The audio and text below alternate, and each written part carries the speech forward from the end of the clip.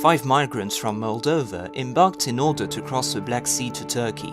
Their goal was, via the Turkish port of Çanakkale, to land in Greece and thus access the European Union. But for unclear reasons, these 5 women would be landed on a shore that is precisely forbidden to women. The migrants were so turned over to the Greek police, who would take them into custody to eventually expel them. Regardless of your opinion on that story, a question rises. How is it possible that Greece, and therefore the EU, has a shore where women aren't granted access? And where is that shore?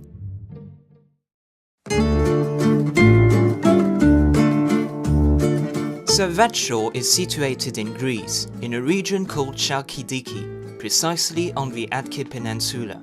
This is the shore of the monastic republic of Mount Athos. Its Greek name is, sorry for the pronunciation, Autonomii Monastiki Politeia Agioulos, literally the autonomous monastic state of the Holy Mountain. It is a 360 square kilometers self-governing territory.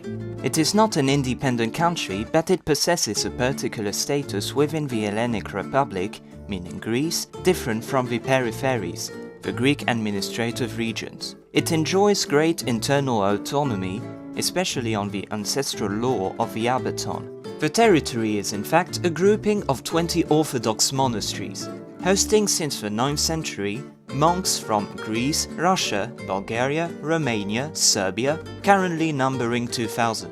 Those 20 monasteries are, ready? Grelavra, Vatopedi, Iveron, Ilanda, Dionysiou, Koutlumusiou, Pantoklatolos, Xeropotamou, Xografou, Dokeiariou, Karakalou, Philoteu, Simonopetla, Agiopavlou, Stravoniketa, Xenophantos, Glegoliou, Eswigmenou, Pandelaimon, Konstamonitou. Well, that was hard. Anyway, in addition to those 20 monasteries, the territory includes what is called skeets. The term skeet means subordinated hermitage, subordinated as depending on the monasteries. It designates any monastic establishment which is not one of the 20 monasteries. It can be villages and hamlets, named cenobium, or houses designated as kelia. So, the territory governs itself autonomously from its small capital Kariès, 233 inhabitants in 2001. It hosts the early community, the parliament, which claims to be the oldest still in function today, and the Lera Epistasia, the executive branch. Each monastery is represented by a monk, and each year one of them becomes the president of the Lera Epistasia, the protos. Each year the protos emanates from a different monastery. But out of all that, each monastery lives in autarky, and their head, the hegumen, has what we could consider absolute power over its monastery. Actually, as you may have guessed, Mount Athos lives in autarky in general. Monks followed a similar lifestyle for more than a millennium in monasteries clinging to the mountains, giving to the place the surname of Christian Tibet. This lifestyle resembles the lifestyle of any monk, focused on praying and daily tasks. Each role has a precise name: Anagnostis, Archondaris, Arsanaris, Diocaris, Ecclesiarchis, Agiosgraphos, Campanaris, Kippuros, Magiras, Pneumatikos, Portaris, Typikaristos, Trapezaris. Concerning languages, because of the various nationalities, various languages are present in the Republic.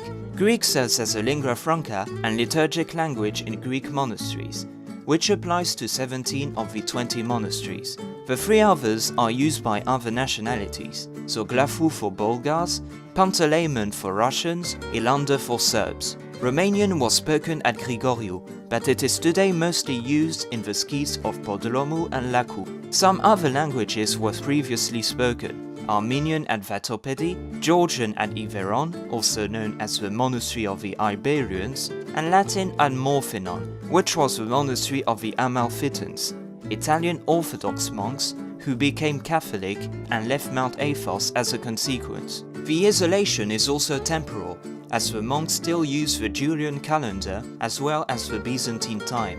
And of course, if we talk about Mount Athos, we need to talk about the Abaton.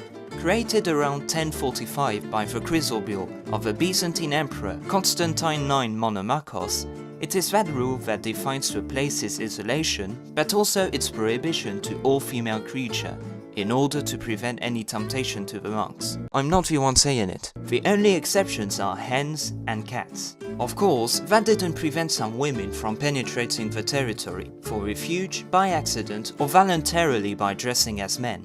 In addition to women, the Arbaton also concerns children, eunuchs, and men with glabrous faces, even if it's not applied anymore for the two last ones. As you can well imagine, being so isolated, access to Mount Athos is not exactly an easy task.